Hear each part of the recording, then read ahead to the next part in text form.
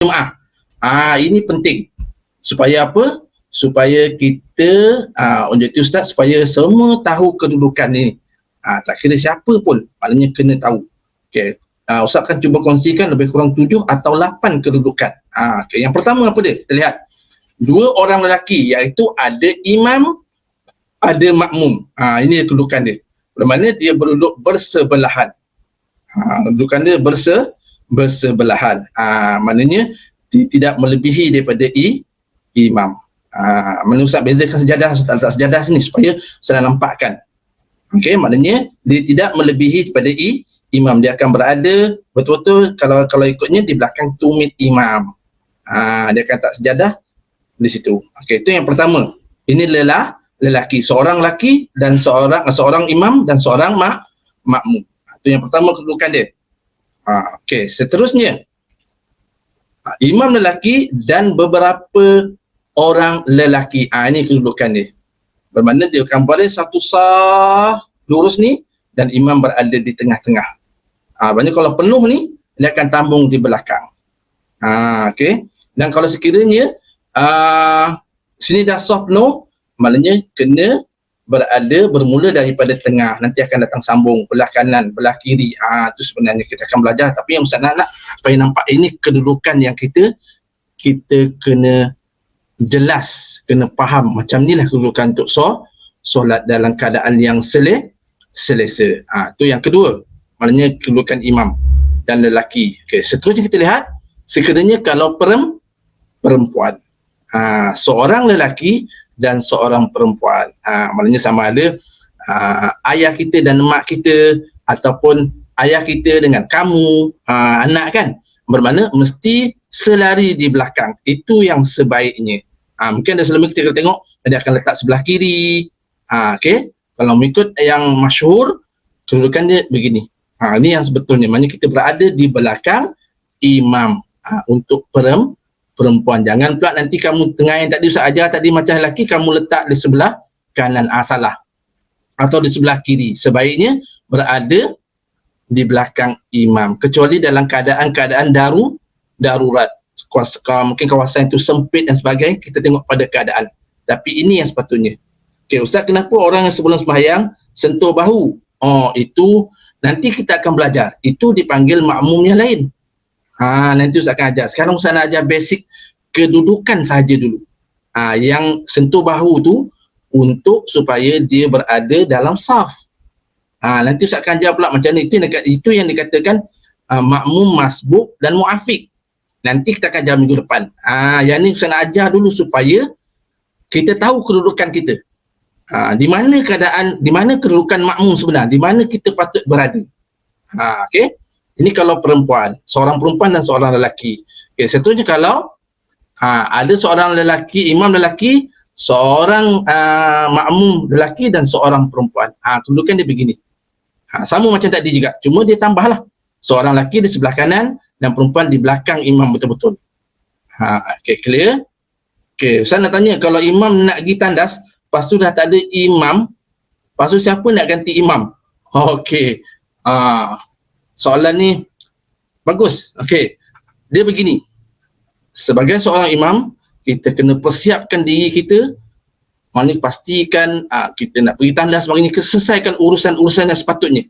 Kecuali kalau darurat. Kalau darurat, barulah maknanya makmum yang di belakang tu ganti nanti. Nanti Ustaz akan ajar yang tu. Okey. Ustaz, kalau imam satu lelaki, makmum dua perempuan, kedudukan dia macam mana tu? Kedudukan dia akan tambahlah di sini. Sebelah kiri ni akan tambah seorang lagi. Okey, dia akan ke kiri. Kecuali kalau ramai nanti Ustaz akan tunjuk. Kalau seorang dia akan ke kiri dulu. Jelas okey, jelas Salmiah Ibrahim okey.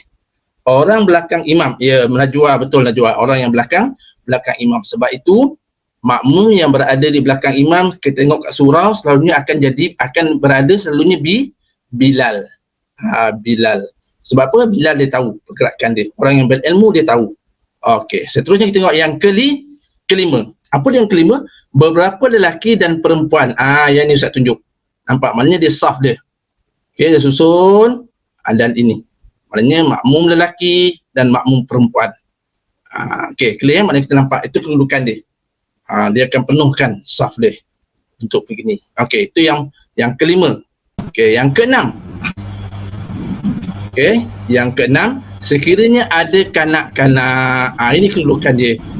Okey, imam lelaki, makmum beberapa lelaki, perempuan dan kanak-kanak. Maksudnya ni makmum lelaki dan ini kanak-kanak. Dan ini perempuan dan hujung sekali kanak-kanak perempuan. Itu kedudukan dia. Okey, ini kedudukan, maknanya kita kedudukan lah. Itu jelas. Okey. Okey. Ustaz, dia ada soalan dari adik Karunisa Rahman. Dia tanya, Ustaz, kalau imam tu silap, macam mana kita nak tegur dia? Okey. Kalau imam tu silap, okey, dalam solat kita ada cara menegur. Bukan kata-kata, "Mam, solat bacaan tu salah." Okey, kalau kita buat begitu, jawapannya solat kita terbatal kerana kita bercakap. Okey. Maknanya dengan cara apa? Dengan cara kita bertasbih. Subhanallah. Maknanya 3 kali. Subhanallah. Sekali lagi, subhanallah. Sekiranya imam tak dengar, maknanya kita kena ikut imam juga. Jangan kita ikut subhanallah, subhanallah, subhanallah. Ya Allah, imam ni dengar tak? Ni dia tegur ni. Memang confirm batal. Okey. Itu maksudnya kita selalunya sama ada menegur subhanallah ataupun kadang-kadang berlaku mungkin imam bacaan Al-Quran ayat dia mungkin dia tertinggal. Mungkin dia akan sambung. Ada orang yang akan sambung, contohnya dia akan baca qul huwallahu ahad, kemudian dia terhenti sekejap. Maknanya nak menegurkan bacaan tersebut, boleh makmum kata Allahus samad. Maknanya imam akan ikut. Okey, maknanya menjadi seorang imam ni dia kena alert, kena cakna, kena peka. Peka maknanya kalau ada orang subhanallah, kita kena ikut. Kecuali contohnya mungkin dalam perkara-perkara sunat ayat contohnya, kalau imam tertinggal, maknanya tidak ada masalah, kita boleh ikut. Itu maksudnya kita kena alert. Sebagai seorang makmum pun kita kena ada ilmu, kena tahu. Barulah dia katakan solat berjemaah itu yang bagus kerana ada makmum yang prihatin, imam sayang prihatin. Okey, jelas. Okey, tengok yang ketujuh pula. Okey, ini kalau perempuan. Okey, perempuan boleh solat berjemaah. Kalau solat jemaah dia begini kedudukan dia, sama juga macam lelaki tadi. Tapi ingat, perempuan tidak boleh menjadi imam kepada lelaki. Perempuan hanya boleh jadi imam untuk perempuan sahaja. Okey. Ustaz, kalau imam maknanya lelaki saja, 2 perempuan, maknanya imam tu jugalah qomat. Imam tu juga qomat sebaiknya. Tapi kalau sekiranya kat rumah kita nak latih anak kita, tak apa, kita minta dia azan di qomah. Sebab kita sebagai ayah, cara macam tu lah Ustaz buat. Tapi kalau kat surau jangan. Tu terbalik nama dia tu. Something wrong, tak kena. Nanti menimbul fitnah. Perempuan dia tidak sesuai untuk melaungkan iqamah. Mesti lelaki sebaiknya. Okey, jelas Okey, ni kalau untuk kedudukan perempuan. Okey, seterusnya yang ke-8. Ini kalau semuanya perempuan dia jadi dia imam dan jadi makmum. Dia berbeza dengan kedudukan imam lelaki, dia berbeza. Apa yang berbeza di situ? Kita lihat apa yang gagak ni. Maksudnya dia hanya kehadapan sedikit berbanding dengan imam lelaki tadi. Dia jarak 1 saf di depan. Dia jarak 1 saf di depan. Kalau yang imam perempuan, dia hanya jarak sedikit seperti macam kita solat yang nombor 7 ni. Nampak tak? Dia jarak sikit je beza dia. Maknanya perempuan, maknanya dia berada di tengah-tengah. Dia jadi makmum. Itu maksud dia. Jangan samakan dengan kedudukan lelaki. Okey, clear Maknanya ada 8 kedudukan yang boleh dilaksanakan. Ada yang tanya, Ustaz, boleh tak anak lelaki menjadi imam untuk ibunya? Yes, itulah yang terbaik. Itulah yang terbaik. Maknanya tapi sebelum itu anaknya kena belajar, kena faham. Jangan pula solatnya entah ke mana. Kesian ibunya. Okey, maknanya nak jadi imam kena dulu perfect dalam bab solat jemaah. Macam mana? Inilah kita belajarlah. Dah belajar, kita amalikan, barulah jadi. Kalau kita lihat di Indonesia, pelajar umur 10 tahun jadi imam. Sebab apa? Sebab dia seorang hafiz. Okey. Di Arab Saudi pun ada. Di India pun ada. Bermakna Islam tidak rigid kepada orang tua je. Mulai dewasa tak. Maknanya kalau imam itu di antara cirinya orang yang hafiz dan sebagainya, dia lah berkelayakan. Okey. Sabar je Rina, kejap-kejap buat tenang. Dia bila cerita bab ni kita nak Ustaz nak bagi faham. Nanti Ustaz bagi kuis. Sabar. Innallaha ma'as sabirin. Okey. Mahir ke apa? Tak faham Ustaz? Ustaz. Ya. Ni adik ni Aisyah tanya, dia tanya, boleh ke dia jadi imam kepada adik saya lelaki umur 7 tahun? Oh, maknanya dia kakak lah. Dia kakak jadi imam kepada dia kakak. adik. Okey. Maknanya yang sebaiknya ajar adik.